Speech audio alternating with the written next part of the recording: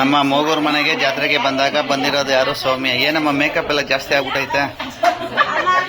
ಈಗ ನಮ್ಮ ಹುಡುಗಿ ನಿಧಿ. ನೀನು ಎಷ್ಟನೇ ಕ್ಲಾಸ್ ಓದ್ತಾ ಇದೀಯ ಈಗ? 8th standard.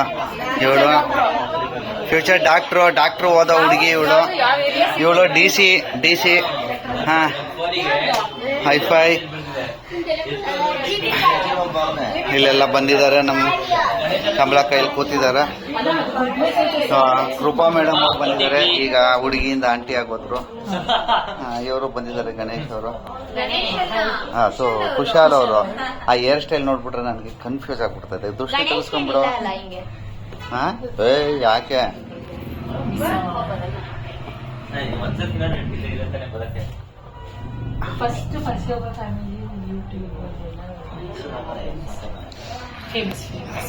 ನಾವು ಬೆಂಗಳೂರು ಸೆಟ್ಲು ನಮ್ಮ ಕಾಲೇಜ್ ಬಂದಿದ್ ಮನೆ ಇದು.